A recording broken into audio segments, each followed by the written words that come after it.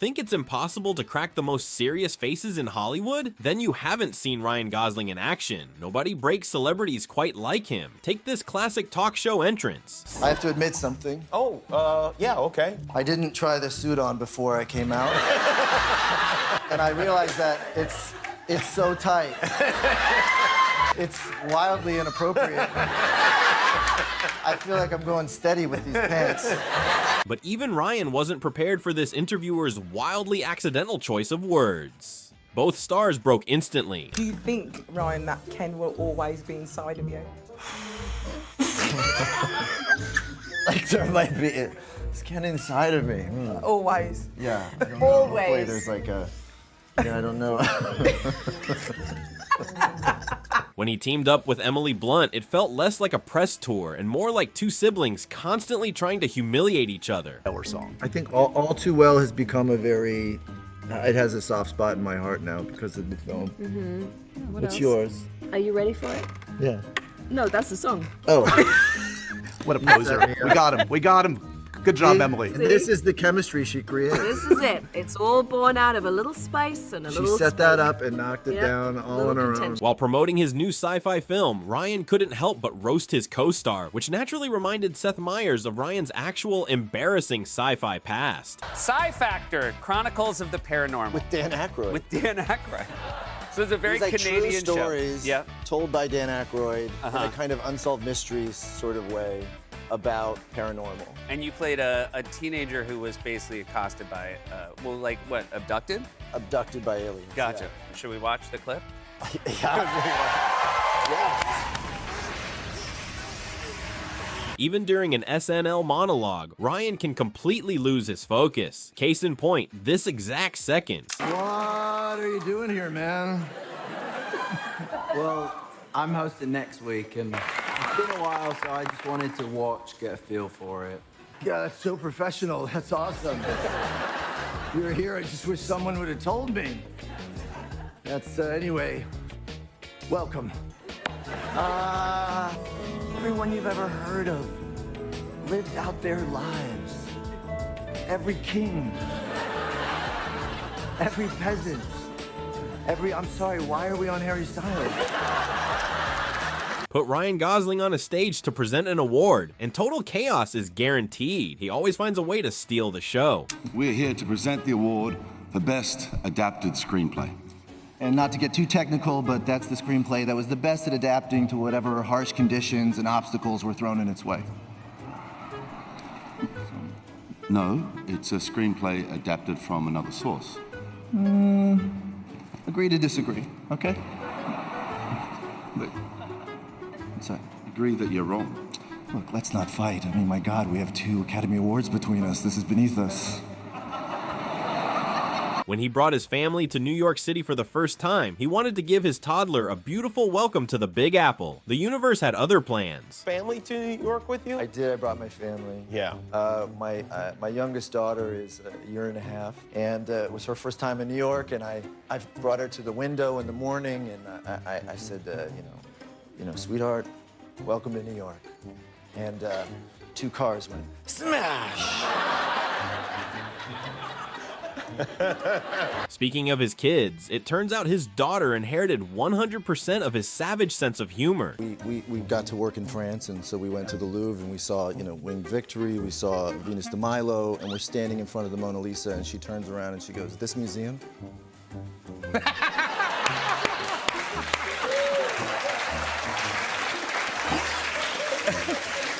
And I said, why? Yeah. She went, because it is not good. Living in a house outnumbered by women might sound chaotic to some, but Ryan has the most hilariously poetic way of describing it. I want to get into the movie in just a bit, but first, I understand the girl-to-boy ratio in your house is now 3-to-1. Yes, How's that going?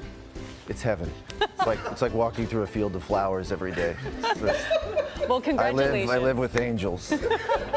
Very nicely put. It's a ray of sunshine in a dark time, honestly, because with Russell, it's sad. It's sad that we've turned out this way. You know? Ryan's childhood stories are genuinely unhinged. Just ask Emma Stone, who absolutely lost it during this interview. I was on some kind of Canadian star search, and my main competition were these 2 twins who were tap dancers, and they were dancing to Phil Collins' Two Hearts. They were the ones to beat, so, and I'm getting ready to start, which is This Is How You Started, a winning dance number if you want to know. Get out of your hands, go ahead, go up. And I look up into the just off stage, and the two twins are standing there like the twins from The Shining. And they're just going like this. Apparently, Ryan also tried to get his pilot's license. Keyword, tried. Let's talk about you learning how to fly. Did you get your license? Oh, no. No. Oh, no. How far did you get? Not very far at all. But- Celebrities yeah. doing it's got to be, it's very hard. Yeah. No, yeah. One of my first few lessons, we flew over my house and I waved to my kids. And I thought I could get used to this. That's fun, yeah. And then he said, let's put it into a stall. And I thought, oh no, let's land. And I'll spend my time learning other things. The Barbenheimer rivalry was the biggest box office battle of the decade, and Ryan made sure Emily Blunt knew exactly who came out on top. And the way this award season's turned out wasn't that much of a rivalry, so just let it go. But you know, I think I kind of figured out why they call it Barbenheimer and they didn't call it Op and Barbie. Why? Well, I think you guys are at the tail end of that because you were riding Barbie's coattails all summer.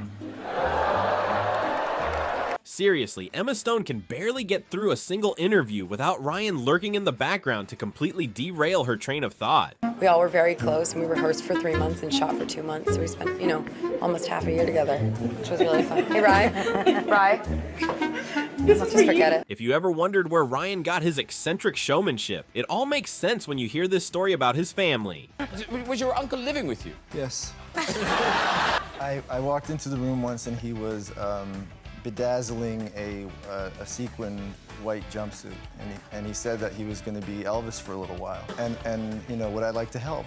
And so I became his head of security, and he got my whole family in on the act. My mother was a backup singer, and honestly, it was one of the greatest performances I've ever seen.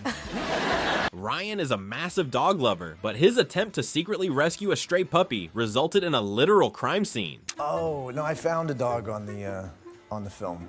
Okay. So I was staying at this sort of go-to movie guy house in Atlanta. They were very precious about the house. What I didn't realize was that there's a strict no dogs policy. And then I was going to work one morning and there's a little dog, it's below 0. And I thought, oh, what harm can it do? And I let it in the house. When I came back from work, it was like a fecal Jackson Pollock. It was like, did he have help? How is he still alive? And so then I had to clean it all up, and then I had to hide the dog, and I spent like 2 weeks hiding this dog. And when it was over the last day, I didn't know what I was going to do with it. And actually, your driver, Bo, and so Bo took this little dog, and he went and lived on a lake with 100 acres.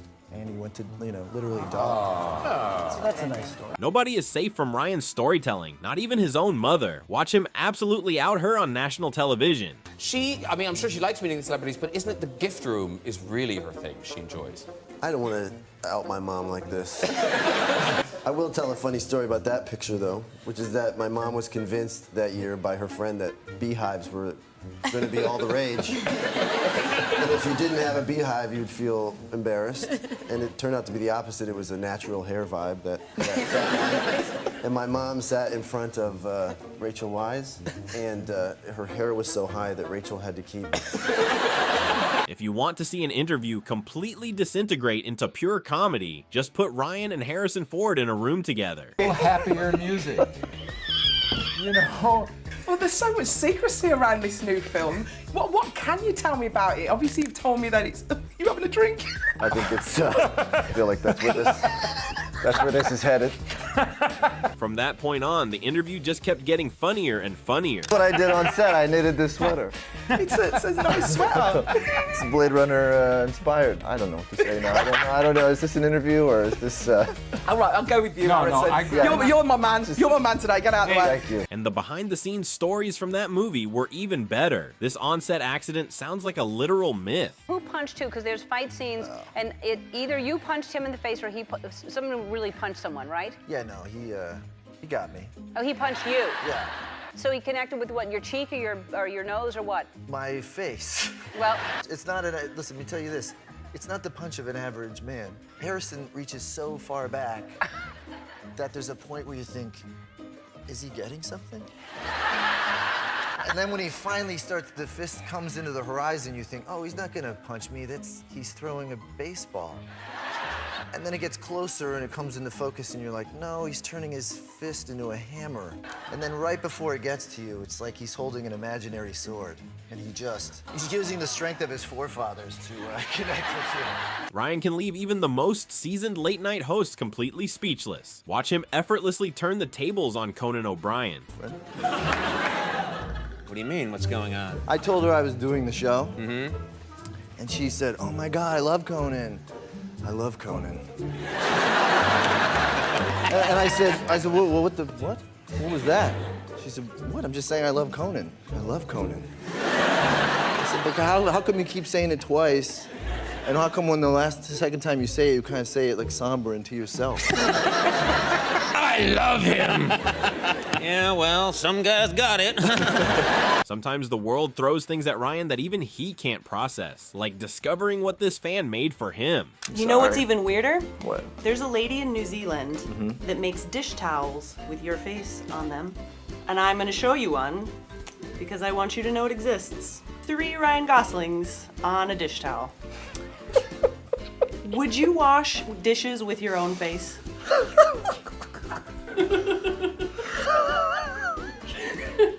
And I just had this in my house. Pro tip, do not ask Ryan Gosling deeply philosophical questions when he's already a few glasses deep. That the love fantasy is really offended in the end. I've had too much champagne to answer that question. Emma? Will you just repeat the very last part again? Please? Oh, I'm sorry. Yeah, it's basically how our modern era Yeah. has shaped what we consider a love fantasy today. I don't know that I can speak to the entirety of the modern era right now. But by next week, I'm going to have a solid answer for you with footnotes and references. Honestly, there are times where it feels like Ryan's brain has completely left his body mid-interview. How are you guys? Thank you. Oh, good. Thank you. How are you? Thank you. My pleasure. And that's all for today. Good night, everyone. After spending months working closely with a real-life astronaut, Ryan came up with a foolproof way to make sure he never forgot the guy's name. We had an amazing opportunity to talk to an astronaut on the space station. That's cool. Yes. You spoke the video chat thing, or? Yes. Yeah. Yeah. How did that go? Drew Fustel. Oh, you had his name tattooed on your body? I just... Oh, you wrote it with it. I wrote it, but I didn't want to get it wrong. Anyway.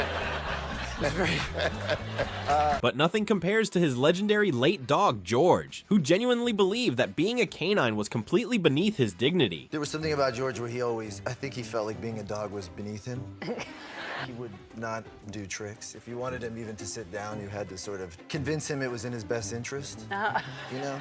You're like, look, we're gonna be in this car for about 3 hours, so if you want to sit down, you might be more comfortable that way, and then he might consider it. One time we were there he is. One time we were at an outdoor restaurant, and he was sort of sitting on the pavement looking forlorn down the street, and someone got up to go to the restroom, and he just, I guess, had enough, and he just got up onto their seat and sat down at the table like a gentleman and looked around the table like, yeah, that's right. This feels about right. More like this it for makes me. more sense. Easily one of the strangest things Ryan has ever revealed is this bizarre hustle from his childhood. He wanted you to sell, was it cellophane he wanted you to sell?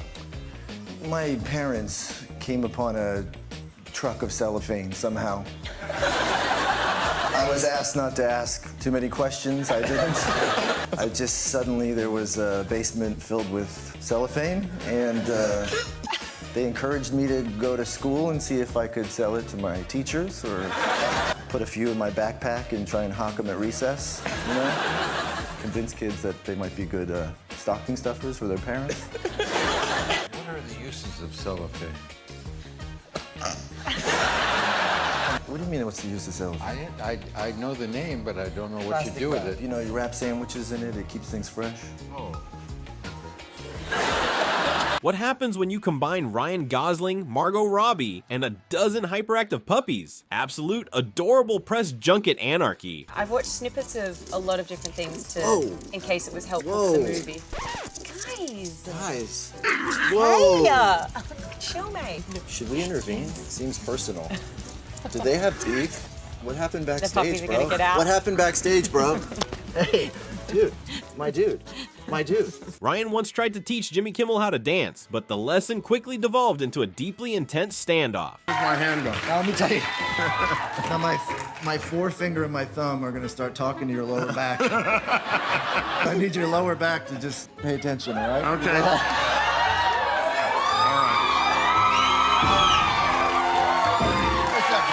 Stop the music. Who are you looking at? I thought I was... Are you dancing with over there? Or are you dancing with me? I'm dancing with you. I should be dancing with you, right? Yes! Okay, I'm It's sorry. not about this, it's about this.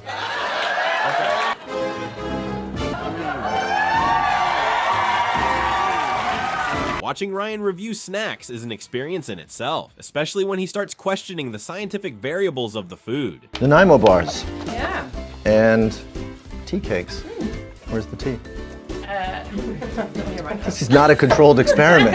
How can I make... Is it supposed to go with tea? Is that part of its charm? I mean, it seems like it's pretty vital. To the tea cake, it's just a cake. And finally, during the peak of the Barbie phenomenon, Ryan proved that nobody makes Ryan Gosling laugh quite as much as Ryan Gosling. Ken Schuette, you got Ken Scott, Ken Kingsley, Ken Simu, there's Alan, Michael Cera. And how are they Ken? They're just, they're Kenning all over the place. They're Kenning all over each other. They're Kenning everywhere. And they're Kenning so hard that they're gonna Ken themselves blind if they don't stop Kenning. A true Hollywood chaotic icon. Which moment made you break? Let me know in the comments, hit that subscribe button, and we'll see you in the next one.